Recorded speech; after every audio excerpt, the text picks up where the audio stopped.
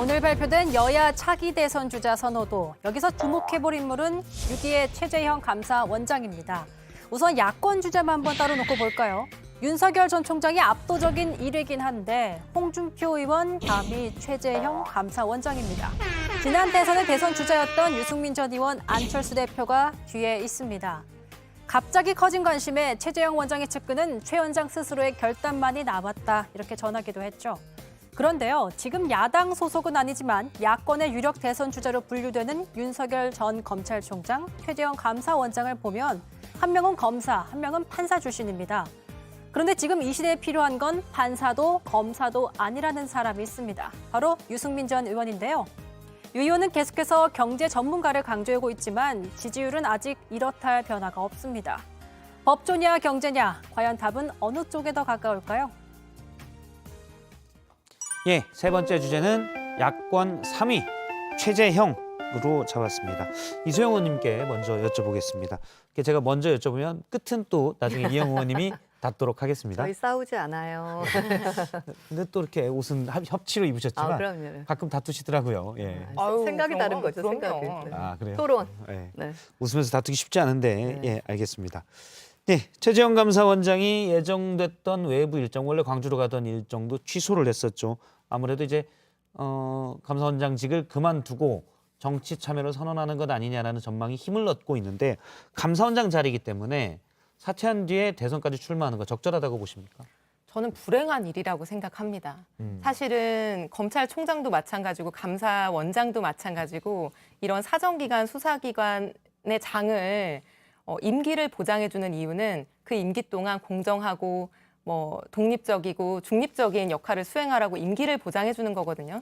근데 윤석열 전 총장도 사실 임기가 올해 7월이었죠. 그렇죠. 7월이었는데 4개월을 남기고 이제 중도 사퇴라고 지금 대선 주자로 나서고 계신 것이고 제가 지금 이 얘기를 하는 것 자체도 굉장히 조심스러운데 최재형 감사원장은 지금 현직 감사원장이에요. 현직 헌법기관의 장이시거든요.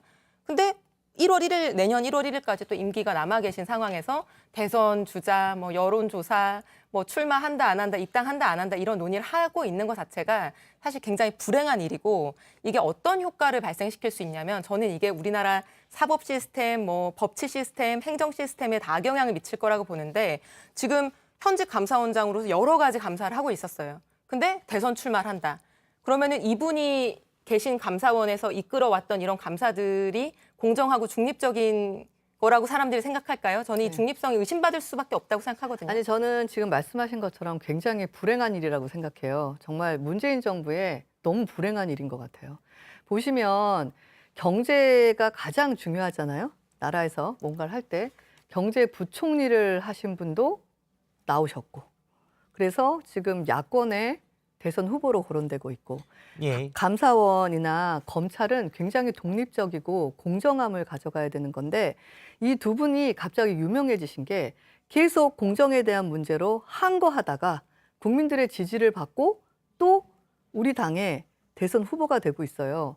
이런 사실 자체가 사실은 이분들의 지지율은요, 국민들과 문재인 정부 만들어 주신 거예요. 근데 정말 문제는 이제 불행한 일인 것 이분들이 같아요. 사실 내가 임기 헌법상 법적으로 보장된 임기도 채우지 않고 정치에 도전하는 걸 남 탓을 하면 안 되는 게 이분들이 스스로 그 독립성과 중립성과 이런 것들을 지킬 수 있게 사실 헌법과 법률이 이분들의 임기를 보장해 주는 거거든요. 그리고 최재형 원장이 2018년에 처음 취임할 때 뭐라고 했냐면은 국가 최고 감사 기구로서 국민의 신뢰를 얻기 위해서 무엇보다도 감사원의 정치적 중립성과 직무상의 독립성을 지켜내야 한다라고 얘기를 하셨어요. 지켜낸다는 의미는 뭐냐면은 그리고 이 임기 보장의 의미는 뭐냐면은 누가 외부에서 뭐라고 한다고 하더라도 이거는 당신이 이 중립성, 공정성, 독립성을 지키는 것이 당신의 책무입니다라고 하는 의미거든요. 네. 그 책무를 지금 다하지 않고 이런 그 중심에, 이런 논의의 중심에 서 있는 거는 전 문제라고 생각합니다. 근데 그런 것을 지키려고 월성 1호기 조작 감사에서도 끝까지 버티신 거고요.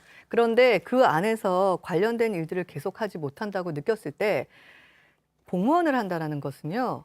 국가를 지키고 국민을 지키기 위해서 그 직을 하는 거지 인명권자와 의리를 지키기 위해서 하는 건 그건 사조직이에요. 우리가 아니죠. 그래서 당연히. 네. 지금 아무런 일도 발생하지 않았는데 본인들의 어떤 영위를 위해서 갑자기 임기 도중에 나와서 한다. 그러면 정말 국민들이 가만히 있지 않을 겁니다. 그런데 국민들의 예. 지지 자체가 뭐냐면 저분들의 행동 자체가 다 정당성을 저는 확보받았다고 생각합니다. 저는 예. 사실 또 뭐, 최재형 마지막으로 또 네네. 이영호 의원님 끝내니까. 아 마지막이신 하신 거예요? 처음. 네, 네. 알겠습니다. 그 의견은 충분히 네. 전달을 하신 것 같습니다. 그러니까 우리 그래서, 정치권에서 무슨 얘기를 하던 예. 국민들의 어떤 여론이 가는 방향이 저는 그게 정답이기 때문에 근데 이분이 자성을 해야 된다고 생각해요. 이분이 우리 쪽에서. 끝까지 사심을 드러내지 않고 임기를 마치신다고 하면은 저는 그 말씀이 맞다고 근데 생각하는데 그 사심도 사실 지금 아마 국민들이 평가할 겁니다. 만약에 대선 출마를 하고 정치에 도전한다라고 하면은 이분이 나름대로 본인 소신이다라고 밝히면서 해왔던 많은 감사들, 월성 1호기 감사, 조희영 교육감 감사, 뭐 지금 검토 중인 것도 뭐 TBS 김어준 감사, 4대강 보혜체 감사, 김해신 예. 공항 감사 이런 것들이 다 정치적 의도로 보이는 거예요. 저랑 내기하셔야 될 것 같아요. 내기를 승하선을 어떻게 할지 하십니까? 안 할지요? 아니요, 그런 건 전부 지역적인 문제예요.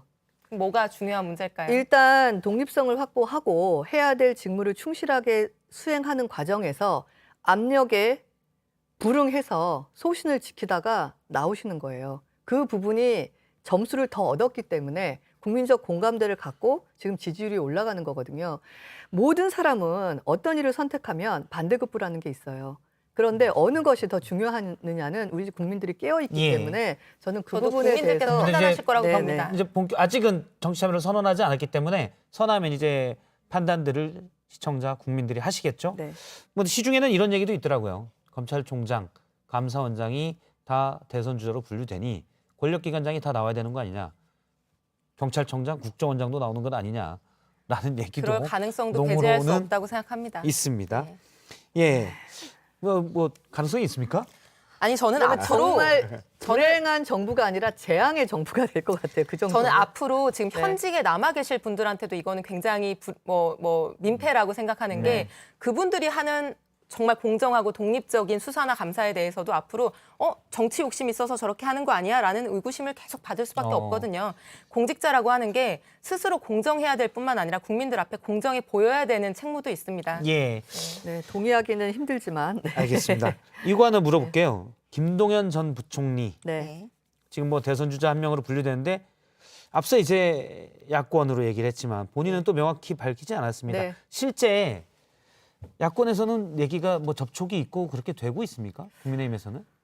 가장 소식이 적으신 분 중에 한 분이고요. 저 개인적으로도 행보가 제일 늦으실 것 같다고 느끼는 게 뭐냐면 정통 관료 출신이시잖아요. 관료 출신 분들은 사실은 굉장히 이렇게 아주 신중하세요. 신중하고 항상 정치권 근방에서 업무를 함께했던 파트너들이잖아요. 그래서 신중하실 것 같은데 하나 분명한 것은 여당으로는 안 갈 것 같은 게 송영길 예. 대표께서 전화 통화를 했다, 야당으로 가지 않겠다라고 했다, 우리 경선에 참여할 것 같다라는 뉘앙스로 하셨는데 바로 어떤 반박을 하셨냐면 글쎄요, 그건 그분 생각이죠라고 했기 때문에 적어도 여당으로는 가지 않는다는 의사표시 지금 하셨다. 사실은 양당의 거리두기를 어느 정도 일정 정도 하고 계신 상황으로 보이고요. 이분이 정치 참여 선언을 하실지 말지도 지금 너무 불확실하고 그렇죠. 어느 정당 또는 뭐 제3정당에 가서 할지 어쩔지도 너무나 불확실한 상황에서 어떻게 보면 저는 만나보지도 못한 분인데 마음속에 들어가서 얘기한다는 것 자체가 좀 어려운 얘기인 것 같고요.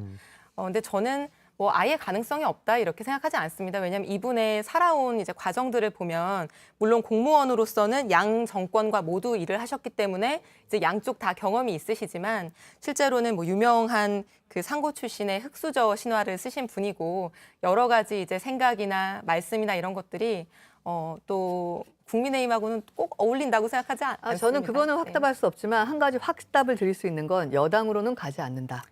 내기하실까요? 왜냐하면 조금이라도 마음이 있다면 일반 의원도 아니고 당대표한테 글쎄요, 그건 그분의 생각이죠라고 얘기하지 않죠. 만약 그렇다면 개인적으로 뭔가 굉장히 일단 있을 수 없는 일이죠. 민주당에서는 지난 보궐선거 때도 그렇고 총리 후보자로도 계속 거론이 됐었는데 본인이 일단 다 거부는 했다고 하더라고요. 저도 측근한테 들었는데 거부했다.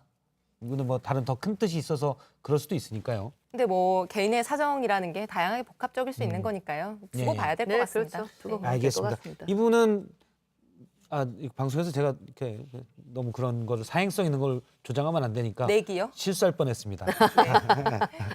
이건 뭐 팩트가 분명한 거여서 네. 걸 수 있었는데 방송에서는 사행성을 네. 하면 안 되니까요. 끝나고 그런 건 걸어보죠. 안 됩니다. 네, 내기는 안 알겠습니다. 됩니다. 알겠습니다. 옷도 이렇게 협치로 입고 오셨으니까 예, 오늘 두 분 말씀 여기까지 듣도록 하겠습니다. 고맙습니다. 네, 감사합니다. 감사합니다.